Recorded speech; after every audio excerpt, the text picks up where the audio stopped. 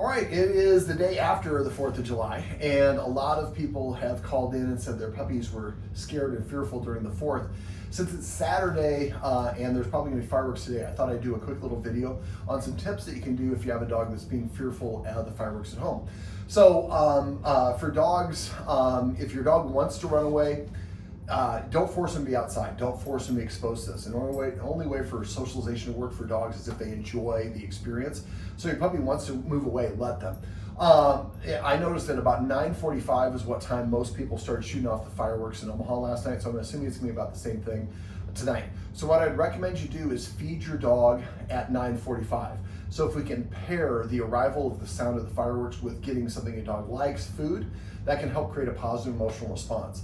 So if you have a snuffle mat to feed your dog out of, even better, because it will lengthen the amount of time it takes them to eat, unless they're really fast like Callie and Quest here. But that snuffle mat will really help because it activates their nose. Now what I did with Callie and Quest afterwards is I had a Kong filled with peanut butter. And not only put peanut butter in, you see there's a hole at the end. So what I did is I took a piece of the pork liver that we use, turkey trainers. I put one of those in. Then I filled it up with peanut butter, and every once in a while I put a treat in there as well. So there's probably about a half a dozen to a dozen treats in there. And then I put this in the freezer and froze it.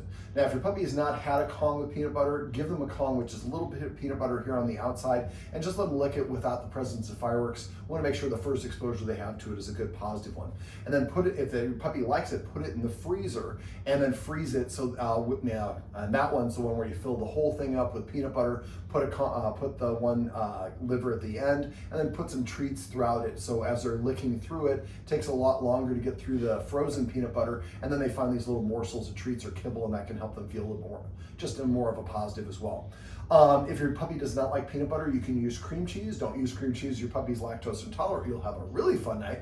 But you can also use, I've seen people use canned pumpkin. That's not as high value. This is a lick mat. Now, I've had clients who have actually used a lick mat instead of putting peanut butter or cream cheese on it. They just crack an egg on top of it. And that viscous, what stuff that eggs are made out of, the yolk is, and the clear stuff is just, it seeps right in here. You can get these at Pet Supplies Plus, Long Dog Fat Cat, any early pet store should have this is called a lick mat. If your dog is a really strong chewer, get a black Kong. Black Kongs are more durable than red Kongs. But the idea is to find a way for your puppy to have a positive association with the arrival of the sound of treats. Now, your puppy had a good or a neutral response to it. One other thing that you can do is to take your puppy out at about 9:45 to 10 o'clock when people start shooting the fireworks. Have some high value treats. Now, don't do that if your puppy doesn't want to be outside. That's forcing, that's flooding, that's a bad thing. But your puppy is indifferent to them, take them outside. After each boom or whistle or pop, give your puppy a treat.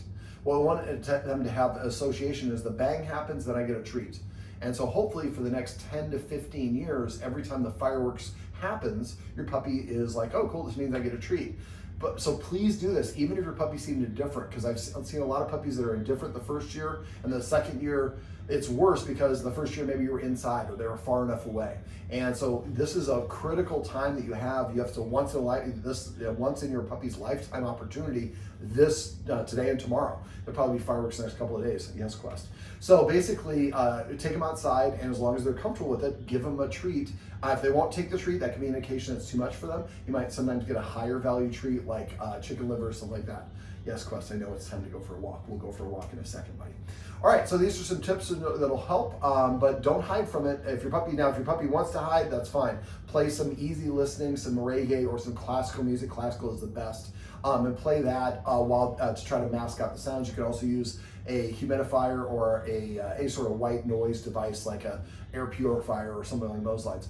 Don't play news or talk radio. Those things tend to get dogs worked up. So something calming can be really helpful. All right, well, this is a little post 4th of July fireworks tip to hopefully help you and your puppy. Thank you, Quest.